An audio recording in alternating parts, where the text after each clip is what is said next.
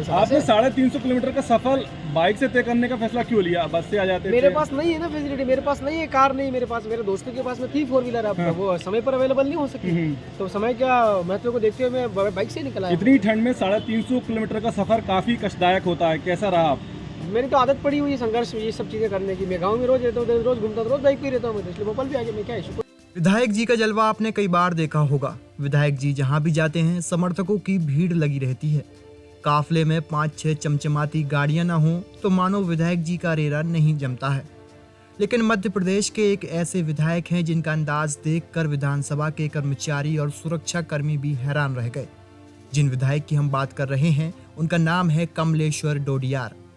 झोपड़ी में रहने वाले कमलेश्वर डोडियार की विधायक बनने की कहानी किसी फिल्मी स्टोरी से कम नहीं है। तो चलिए आपको बताते हैं कमलेश्वर डोडियार की विधायक बनने की कहानी। स्प्लेंडर पर एमएलए का स्टिकर और 350 किलोमीटर का सफर। जब सैलाना विधायक कमलेश्वर डोडियार भोपाल में विधानसभा पहुंचे तो हर कोई हैरान रह गया। वहां पर हर विधायक का अपना अलग जलवा था, लेकिन पैरों में चप्पल पहने और बाइक से आए डोडियार को देखना अपने आप में अलग था। बता दें कि कमलेश्वर डोडियार रतलाम जिले की सैलाना सीट से भारत आदिवासी पार्टी से चुनाव लड़कर विधायक बने हैं। मजदूर माता पिता के घर जन्मे कमलेश्वर डोडियार का झोपड़ी से लेकर विधानसभा तक का सफर किसी फिल्मी स्टोरी से कम नहीं है।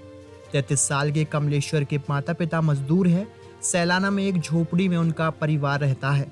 यहीं पर कमलेश्वर का बचपन बीता। विधायक का चुनाव लड़ने के लिए पैसों की जरूरत होती है, लेकिन कमलेश्वर के पास पैसा नहीं था। लिहाजा उन्होंने 12 लाख रुपए का कर्ज लिया और चुनाव प्रचार के दौरान वो अपना QR कोड लेकर चलते थे, जिससे लोग उनकी मदद कर सकें। वो भारत आदिवासी पार्टी के बैनर तले चुनाव में उतरे और कांग्रेस उम्मीदवार हर्ष विजय गहलोत को 4618 वोट से मात दी। कमलेश्वर डोडियार को 71,219 वोट मिले और हर्ष विजय को 66,601 वोट। भाजपा की संगीता चारेल तीसरे स्थान पर रहीं। कमलेश्वर डोडियार ने साल 2018 में भी सैलाना से चुनाव लड़ा था, तब उन्हें 18,000 वोट मिले थे। वे लगातार अपने इलाके में सक्रिय रहे। साल 2022 में उन पर रतलाम के थाने में एक युवती ने दुष्कर्म का केस भी दर्ज कराया था, जिस कारण से उन्हें जेल जाना पड़ा और 6 महीने पूर्व ही वो जेल से बाहर आए थे। जिस लड़की ने उन पर रेप केस दर्ज कराया था उससे उनकी सगाई तय हुई थी, लेकिन राजनीतिक कारणों से युवती के परिजन विवाह नहीं करना चाहते थे। इसके बाद विवाद हो गया और युवती ने केस दर्ज करा दिया। नामांकन प्रक्रिया के 7 दिन पहले ही कमलेश जेल से जमानत पर छूटे थे। बता दें कि कमलेश्वर ने शुरू में अपनी पढ़ाई उज्जैन के विक्रम विश्वविद्यालय से की। इसके बाद उन्होंने वकालत दिल्ली यूनिवर्सिटी से की है। वे एक गरीब परिवार से आते हैं। उनकी पूरी फैमिली सैलाना के गांव राधा कुआं में एक छोटी सी झोपड़ी में अभी भी रहती है। तंगहाल कमलेश्वर के पास चुनाव लड़ने तक के पैसे नहीं थे। उन्होंने 12 लाख रुपए का कर्ज लेकर चुनाव लड़ा। 33 साल के युवा कमलेश्वर के माता पिता मजदूरी करते हैं। उन्होंने खुद लोगों के घर जूठे बर्तन साफ किए हैं। इसके साथ ही अंडे बेचे हैं, टिफिन डिलीवरी भी की है। कमलेश्वर डोडियार विधानसभा की प्रक्रिया को पूरा करने के लिए अपने मित्र के साथ बाइक से भोपाल पहुंच गए। उन्होंने बुधवार को अपनी यह यात्रा शुरू की थी। करीब 9 घंटे में उनका यह सफर पूरा हुआ। वे रात को विधानसभा गेस्ट हाउस पहुंचे थे। इसके बाद गुरुवार को सुबह विधानसभा पहुंचकर उन्होंने निर्वाचित होने के बाद की प्रक्रिया को पूरा किया।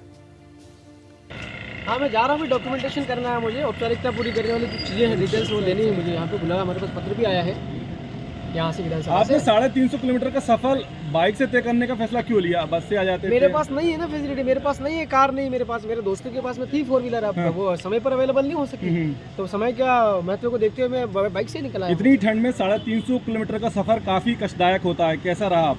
मेरी तो आदत पड़ी हुई है संघर्ष ये सब चीज़ें करने की। मैं गाँव में रोज रहता हूँ, रोज घूमता हूँ, रोज बाइक पे रहता हूँ, इसलिए भोपाल भी आगे मैं क्या इशू, कोई दिक्कत नहीं। आपने कई बड़े बड़े दिग्गजों को हराया है, अब जैसे युवाओं बेरोजगारों के लिए क्या करने वाले हैं? मेरे सामने विधानसभा चुनाव में 2 पूर्व विधायक थे, कांग्रेस के पूर्व विधायक थे और बीजेपी से पूर्व विधायक थी, तो टफ कंपटीशन था, लेकिन हमने कोई कसर नहीं छोड़ी चुनाव लड़ने में। भविष्य की क्या कार्य योजना है आपकी रतलाम से? भविष्य की कार्य योजना ये है, लोगों की भलाई करने में कोई कसर नहीं छोड़ूंगा, लोगों की भलाई करूंगा। सरकार जो भी है, बीजेपी का सरकार है, बीजेपी सरकार से भी लगातार बात करता हूं। क्या सुविधाएं लेना चाहेंगे अपने लिए?